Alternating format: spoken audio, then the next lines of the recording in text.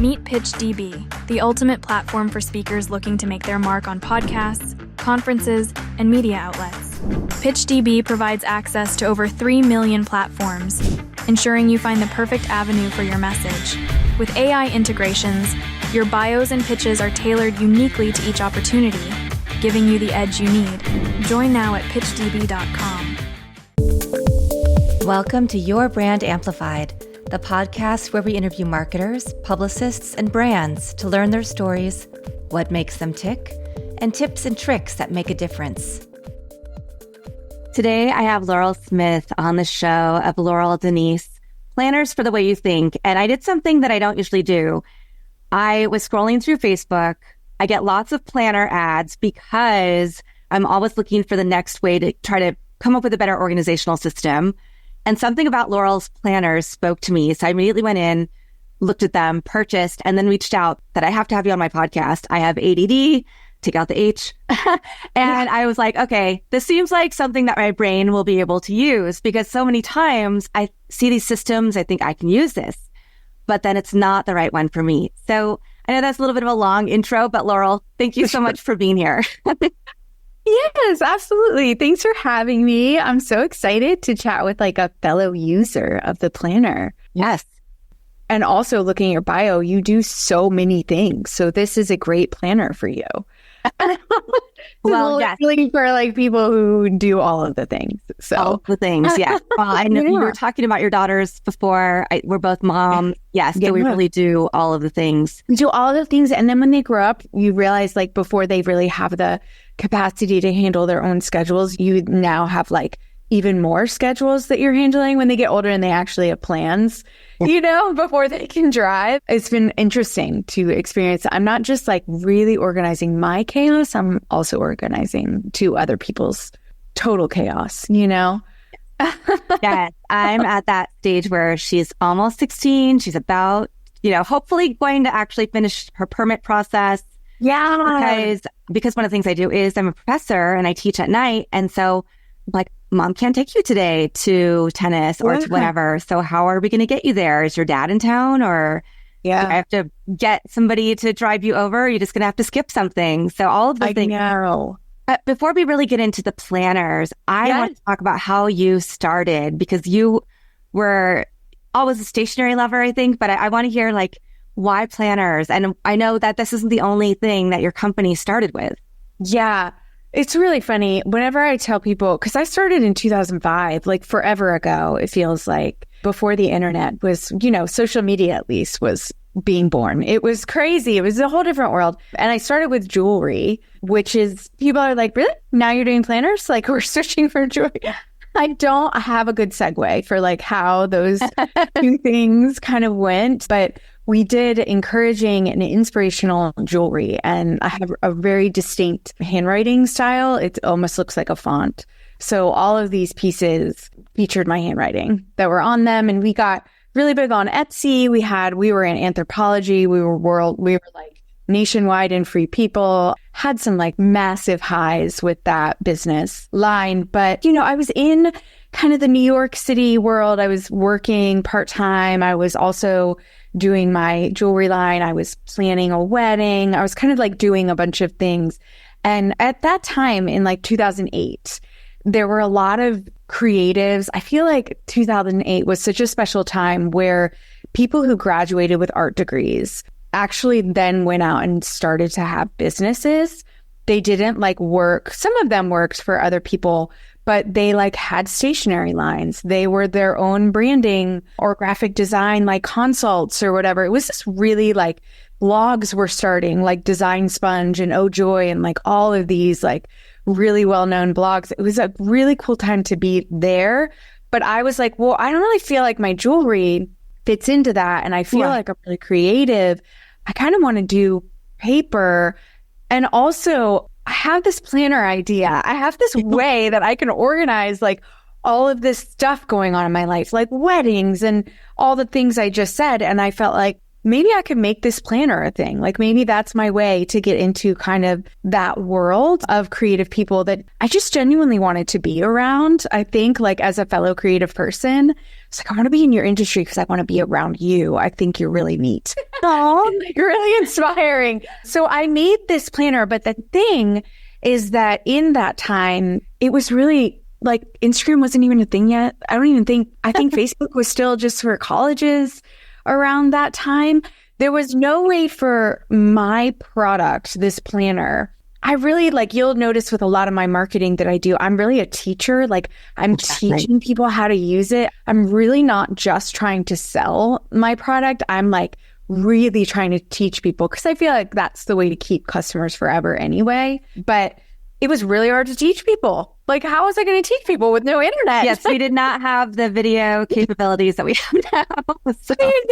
There weren't even like, there were no followers. There was like no anything. So I found it really, really difficult. And then I started a family and I kind of had to pick an avenue. I just knew I had to be real with myself. Like, I couldn't do both. I was only one woman. Like, there's no way to do, even with employees. I was like, my brain can't hold out that. Yes. So because I was already well established with wholesale and retail and on Etsy, my SEO was already good. I was like, okay, we're just picking jewelry. Like it feels easy. And we went on really successfully for quite a long time. I got like 10 employees. It was very, very big. And then the pandemic happened and I was at home. We were all working in like different places. It was Mother's Day. It was complete chaos, Annika. Like it was one of the most stressful times. And we had a host family from New York living with us, so they didn't have to quarantine in New York. And I was like, you know what I really need? My planner. And people had written in every week, every month to get this planner back. Like they were like yelling at me. I always joke that your customers tell you what they want you to make and then what, product wise, or what they want you to teach them about or anything it is that if you listen to them, and you treat them like people, they will tell you what they want. They have good points, good feedback. Yes. And they were telling me for so long, and I brought it back and we sold out and then made a major pivot in 2022 to completely go away from jewelry.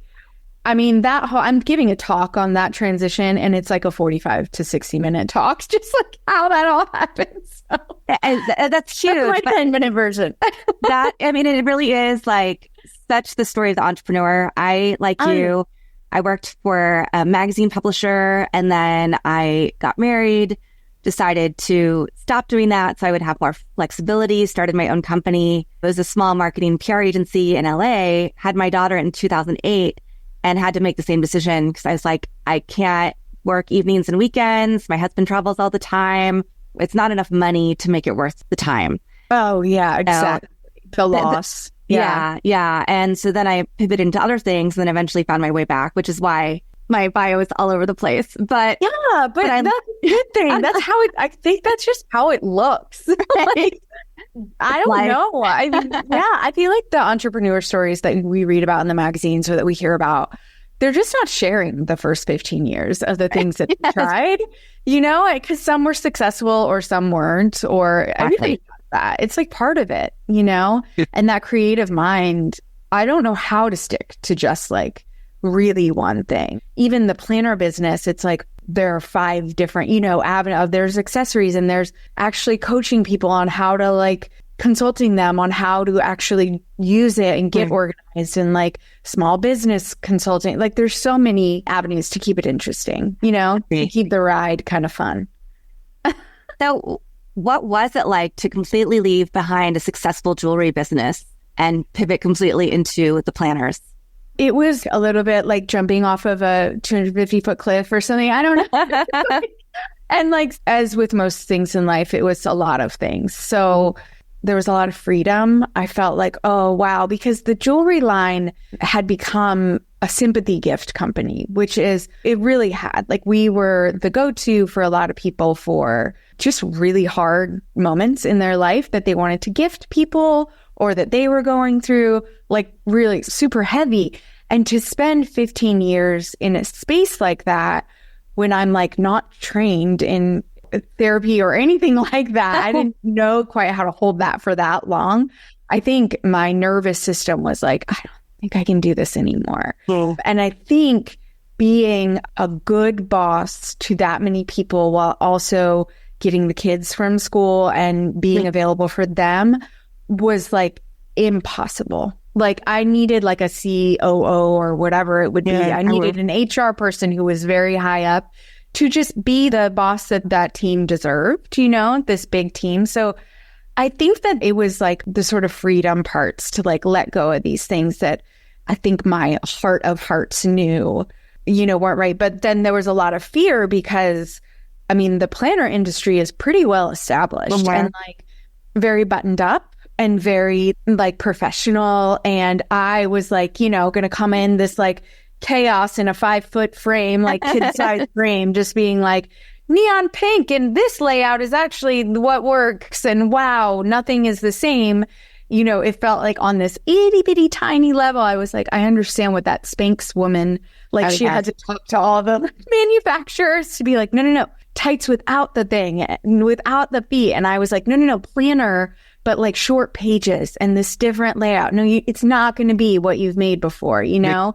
But I think there was like a lot of fear to like go into this new thing and sort of, you know, it's been like massive, like all the things I've had to sort of like learn as I'm jumping, like how to do a manufacturing schedule, how, you know, to plan things out like 6 months ahead of time and build a community and create content and do all kinds of things. But I think mostly it just felt right. So it was like without the good, the scary, the free, I was like, whatever it is, it does feel right, which is that like entrepreneur gut that you have. And I don't think everybody has it. I think entrepreneurs have it. You know, I think that like, that you're like, oh, this is the road I should walk down, even though there's like a weird, scary house on the side there. And like, it definitely looks like there's a steep hill and I don't have my hiking boots on. You're like, but I think I'm still going to go that way.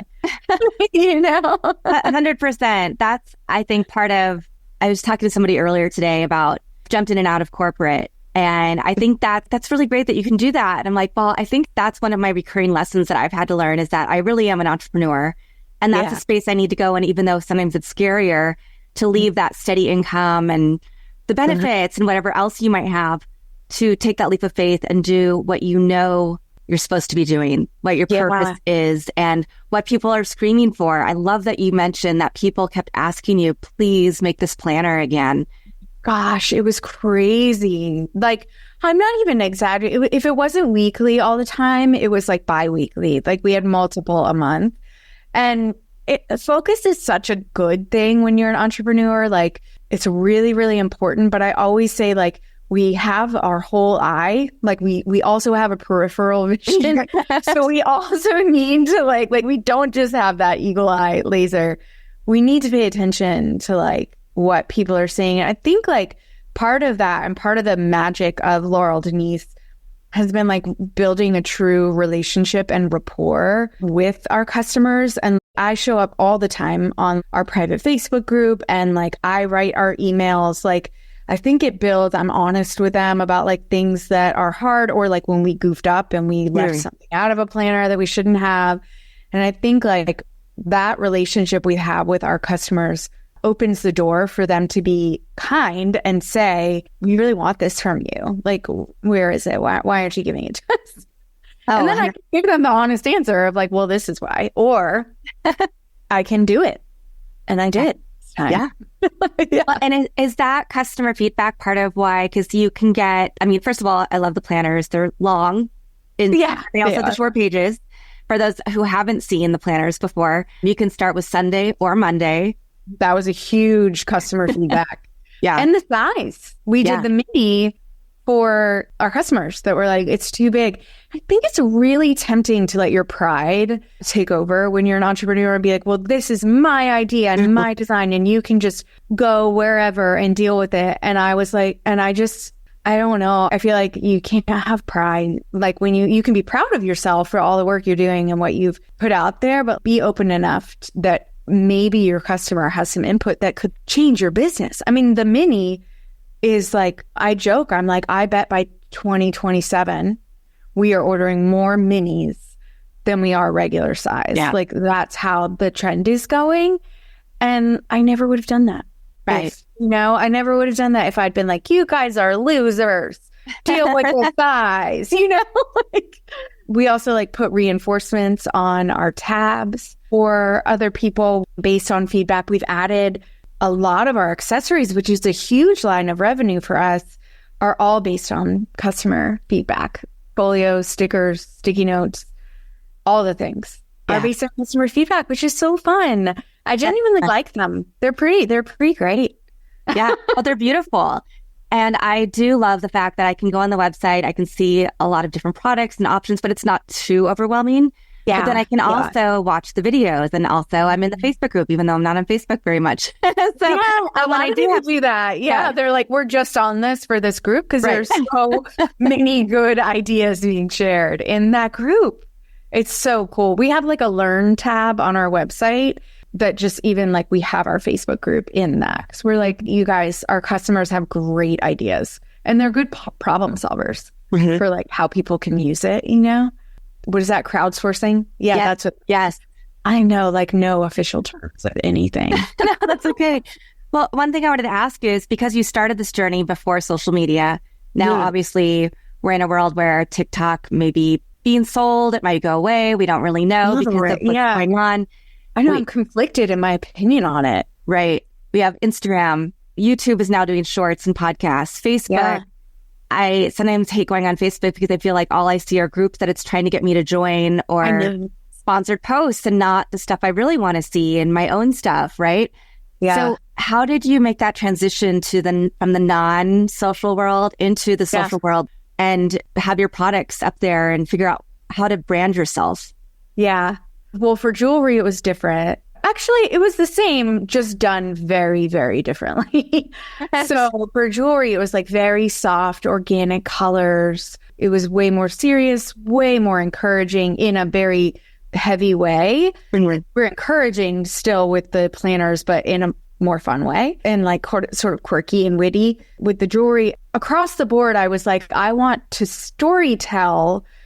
Before Elise Myers came on, before any of the big storytelling was going on, I wanted to storytell with stories like just in the captions because that's all we could really do. So I would tell the story of, I would have a fearless bracelet and I told the story of like a time I was fearless and then like asked people to share when they were fearless. And all of my marketing, I don't really like sell. I'm not like, go buy this thing. I make people want to be a part of it. Yes. So they wanted to be a part of the jewelry. They were like, oh, I want to remember that time I was fearless too, and that I still am. And so I'm going to buy that bracelet because like Laurel, I want to remember that. So it was like sort of this sideline marketing. And I think we still do that with the planner. We show how we use it, but we also show how other people could and what it helps with and sort of like genuine relatable content that helps them.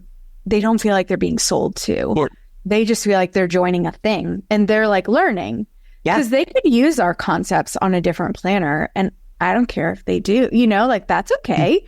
You already bought your planner, like use it on a different planner. But I think like when too salesy is just like, is not our thing, but social media allows you to do that.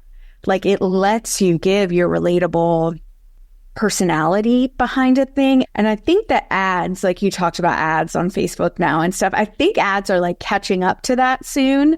Like it's not as like formula. They're not quite on the level of TikTok and Reels yet, but they're getting there. I mean, I know social media has a dark side, but it has been really, having launched a product without that, having launched the same exact product without social media and with social media, I mean, I think I'm just like, well, I'm just going to think of the good right now. Well, my daughter isn't on it, but my product is, Right. Yeah. Well, and you're hitting so many points that are so important in marketing today is people don't want to be sold to. They want to feel like you're their friend, right?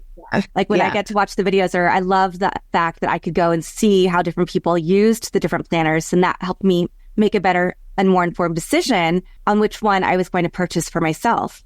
And then now I'm like, oh, I need to get the mini. Like, I like the long one, but the mini would be perfect for my daughter, especially as she's thinking about college in a couple of years and keeping herself organized. So, having the videos, doing all of this stuff that really, it's so genuine. You can tell that you're not trying to sell it because you need to, or because you're doing it because you're so passionate about it, and because it's something that you found useful that you thought other people would find useful as well. Absolutely. Yeah. We ask ourselves when we make content, is it funny? Because sometimes we just do purely funny. And then is it relatable? Yeah. And like, does it teach people? And so those are our like sort of qualifications. And we didn't, set out, we didn't like make that on an official spreadsheet or anything, but looking back on our content, I'm realizing those are the questions that we, those are sort of, they always fit into that category, which is cool. I'm proud of that. I like that. Yeah. You organically and innately knew how to market, and what we teach when I teach marketing to my grad students.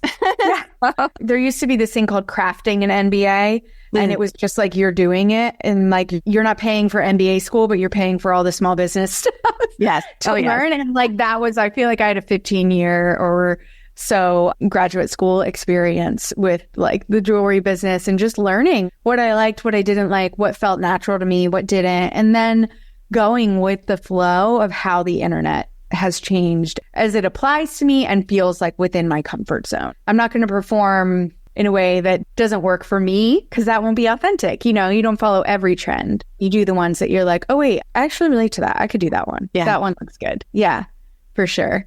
And I'm sure that there isn't a typical day, but what does a typical day look like for you now? Oh, it's so funny. There is no typical day, but I'll do a day that we like. Monday is the day when my whole team is here because they only come in Mondays and Wednesdays, the whole team. So we sort of like meet together. If you're on any of our socials, we're friends, like we chat. So that probably takes about an hour. And then we usually talk about like what content, like we're just planning content and like what videos we need to take, what our YouTube video is at the end of the week. And then we get to work doing it, either creating it, making it, having like meetings with our manufacturing partners. We do that like from time to time. But I have to have with my brain, I can't just have like go, go, go. Okay, we have to make this, and then all these people all around and we're collaborating, we're doing all these things. Like that's just like, it sends me into panic attack. So I usually have the afternoon, like I have a cup of coffee at like 1 and then I like dig into work. So I do a lot of writing, like emails and blog posts and like preparing for presentations I have coming up. And I do a lot of that, like just quiet, dig in time. And I used to do that in the morning, but really my morning is for like checking stuff off. And I like to exercise. It's like I really like it. And so that always fits in somewhere in the day. And then I get my kids and we eat something for dinner, as it turns out. No one's starving. So something happens for dinner. And then I puzzle and we go to bed. It's great. Yeah, it's hard, I think, as an entrepreneur to have like an exact routine, especially when you're thinking about what your new products are going to be, or do you want to launch something new? How are you going to create the launch marketing, and like what's the plan for that? And I think it's been nice for us, like rather than like, oh, we're going to launch this whenever, we have like 4 distinct launch times now. Which like that has been the exact fence I've needed around my creative energy, is like, does this product fit? Which launch does it fit in? And I think eventually we'll add sort of like a back to school, but just to be conservative in the starting of our, business. In some ways, it sounds funny to say that after 17 years, but really it's kind of the start. Yeah. So yeah, it's been nice to like have those creative parameters a little bit. They're soft, but they're there. Wow. So that if I do want to launch something, I know if it's possible. You know, I don't just kind of like, I call those like, that movie Up when the dog is like squirrel. Yeah. And it's the dog. I'm like, oh, is that a squirrel thing? Do I need to like give it a home, give it a place? And is it good? Okay, great. Let me schedule that time in to like think about it, but I don't need to be distracted from what I'm doing right now. Yeah. I love that so much, because I think that's one thing as an entrepreneur too. People don't understand. Like, I'm like, no, there is a through line between everything I'm doing. You just might not be able to see it, but I see it. And so it's the same with you. You have the planners, you have the social media, the content writing to stay in touch with your audience, the teaching aspect, the consulting. What new stickers and other accessories are you going to? I know. All of those things. So there's a lot of things, but they all are tied in. So this ultimately. idea of helping people get better at, like having a system gives you a sense of relief in your day of you can look at this and yes, you can create space and add things in or move things around, but just knowing that you have that system. Yeah. And you don't have to like just, go off the cuff all day long or go back to back give it up. Yeah. Right? Like just be like, I can't. My life is too busy right now. I have no margin whatsoever. Like I have definitely been there, especially in the early days of motherhood, of just like, I have no margin to create anything new. Like any idea that I have, just I need to forget about it. And like as somebody, like when you're wired this way to make and put stuff out and, relate with people and help, it's like that is so sad. That's like the worst feeling, to be like, you just feel trapped and like broken or something. Like you're not capable. You can't actually like make your dream come true or make the thing happen. And I mean, that's where our project planner came, like a different layout came, was like from that, of like that feeling of like, I can't get organized. I have no system, even though I have ideas, and therefore my life will never be what I want it to be. It's just going to be this. Mm-hmm. And I think that a lot of creative people have brains that work differently, and like they actually cannot get organized the way that other people do. Like cannot, like my production manager uses Asana, which is this like online platform for project management or something. I cannot make it work for my brain. Yeah. I tried for 3 years. I'm like, okay, where are we? Like, I just have to go. I'm like, I don't understand it at all. And if that were my only option, I would just be like, well, then I can't do this. Yeah. But like, I have a different option. So I feel like I love what I do, especially because like when you are an entrepreneur mind, if you just feel stuck, you might just need to organize and get yourself a new system of like how you do it. Like, I think that like we have more margin than we think we do, even for rest, like including rest, like in your plan, like in your plan for the day, like your rest time is so important. But I'm not sure how I got down on that rabbit hole just now. I'm really trying to desperately think of how that circle began, but sometimes I can't. And I think I started it. So we're good. I'm going to follow you the whole way. I'm like, Asana doesn't work for me either. I really like Basecamp if I have to use an online system. Yeah. But I also really love to write things down. It just helps me process so much better. Yes, I like to write things down. I like to see things, and I can't see 10 tabs at one time. Yeah. As much as I want to. And like, it just doesn't, I can't. And I can see my planner on my desk while I'm writing the thing or doing the project. It's just a little anchor. You know what I mean? Like, it's just for all my thoughts that we all have a lot all day long. Yes. Well, and I love the fact that then it gives us space to put down, I can't get to this right now, like you said, squirrels, but I'm going to write it down here. And so then when I have the space, I can look back and go, how does this fit in? Isn't it the worst to have an idea and then you panic because you don't know where that idea should live? I talk about giving things a home a lot. So you don't know where that thing should live. And then you're like, I'm going to lose it. I'm never going to remember it. And then this could be my next big fun way to market this thing or whatever it is. And so I must divert myself right this second from this very thing I'm concentrating on and go do that thing. And you're like, then you just have a bunch of unfinished things around you all day long. So if you like jot that thing down in a safe place, I literally have a squirrel list in my planner. You jot that thing down in a safe place. It then, I don't know, my anxiety level lowers like immediately because there's no urgency to follow that squirrel right at that moment. But I can look to it again in the future. When I do have a minute, I can look through it, which is good. I wanted to ask about your team because you had all these employees when you had your jewelry company. Were you able to transition any of them when you moved over to planners? I was able to keep. So Nancy was my very first jewelry business full-time employee. But she did, she made bracelets and did customer service and all of that and shipped. And then she slowly evolved. She's actually the one that told me to start using Instagram for social media, which is hysterical. I'm like 10 years older than her. And so she's like, no, you have to like use this to relate to people. This isn't just a photo filter. Fine. So I did that. And then she became more sort of the creative and content creator, and she took all of our photos, and then we hired more people for production, and Nancy moved away and still was coming back for photos. So I had this whole brand new team, and they were production, they were fulfillment, they were over wholesale, customer service, like very specific roles as we grew in the jewelry, because we really needed that. Like we needed multiple people on production. They were just making bracelets 8 hours a day, every single day. We made a lot of bracelets. And I didn't keep any of that team of people that grew to be about 8 or 10, I think. But I kept Nancy because Nancy moved back. And so Nancy became she's a full-time employee now. And she is like our creative. She does all of the illustrations. We are very intertwined as far as like marketing, the design and such go for Laurel Denise. Then I hired Aline to do our customer service. And she also worked with me, with Nancy in the early days of jewelry. She was our intern. She went to UVA and she just came like in the afternoon sometimes. And then my assistant was my best friend from when I was 16. So what I learned about myself was that I am not a good boss lady, but I'm a good friend boss. Yeah. So it was harder for me to hire people that didn't really know me and that I didn't have that. I was like, I don't know how to be a professional boss.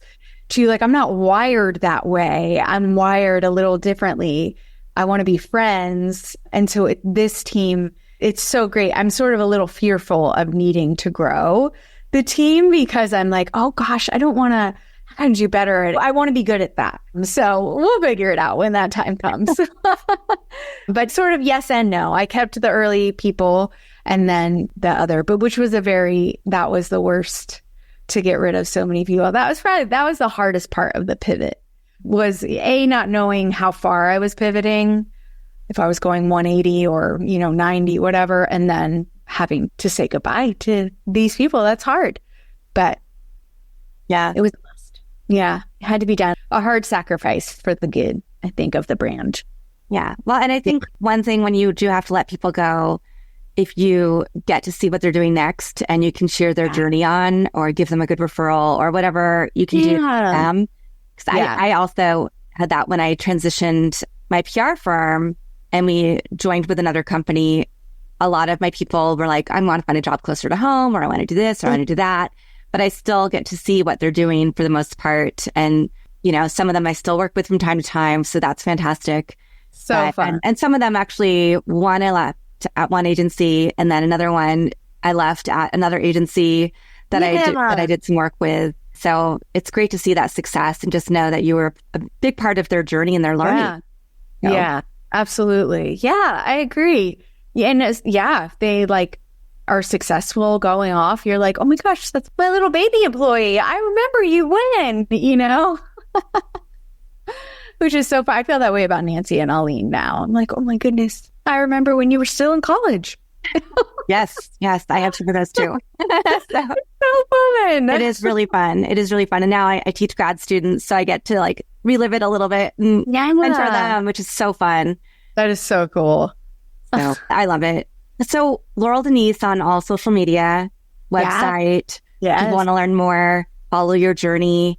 Yeah. You have a lot of inspirational quotes and sayings throughout your materials and stickers. But I wanted to see, is there one that really resonates with you or your family, your business, your life that you would share with us today?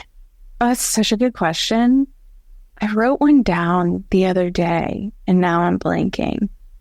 I feel like anything that has to do with it doesn't have to be perfect. Perfect is a lie. I say that a lot, or there's no perfect in planning, we say, but we all get so stumbled on being perfect, even if we don't think we're perfectionists. It's such a block. And I don't know, just go out there and put the funny hat on and talk to the camera, even if it's sloppy, even if it's. So we say that a lot. I think I said one the other day. I'm wanting to look it up. Nancy and I said it. And it was, I liked this one. It wasn't a mistake. It was experience. So we talked about that when I was practicing this, pivot talk I'm going to give in a month or so.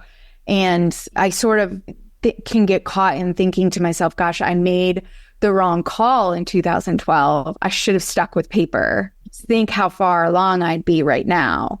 But if I had stuck with paper in 2012, Laurel Denise, this planner missed the whole part of the internet that was all perfect and buttoned up and lined and curated. Yes. I don't think if we had launched with that presence, we would have had as much of an impact as we have by just launching and being ourselves. And it would have been too scary to be ourselves in 2012. Mm-hmm.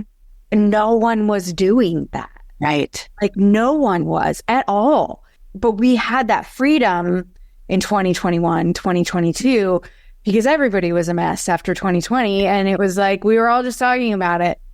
You know, I think there's obviously like exceptions to that rule, but I don't know. I think like to look back on it with regret is just like a waste of my time. So it was a great experience that I used and continue to use, which feels, it's a good reframing. We talk about that a lot. Reframing. Yes. Yeah. Definitely. I love that. I also live by that because there are so many times you could go back, but I'm like, if I went back and did it the right way that time, I probably wouldn't know what I know now.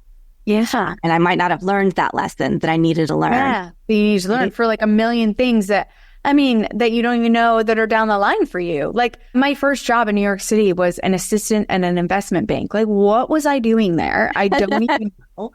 What was I doing? But it taught me Excel, which I use for all my things, like all my business money things. And it taught me like how to function in like a Word world, like Excel, Word, you know, all that kind of thing, like a Microsoft world. Right. Which like for business, like you still need that stuff. Like you need to know it and how to organize and create a system in that way, which I'm like, wow, like everything has something to give us, you know? Yeah. Yeah. This is so fun. I feel like I just had coffee with a girlfriend. Oh, perfect. I do have coffee right here. And of course, neon pink.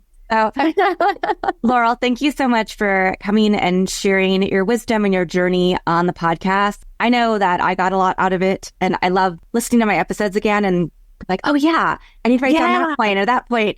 But just for any entrepreneur out there thinking about the creative process and the pivots that we make, how to make them properly, how to really make sure that you are being authentic and you're giving what the market is asking for versus what you just think they need. So many important tidbits that you gave us. And I just really appreciate that you're able to jump on with me today. Yeah, absolutely. Thanks for having me. Yeah. Thank you to the audience for watching or listening to this episode. Don't forget to leave us a rating or review. And I'll be back again with another amazing guest to share their story tomorrow. Want more? Check out amplifywithannika.com or follow me on socials at amplifywithannika.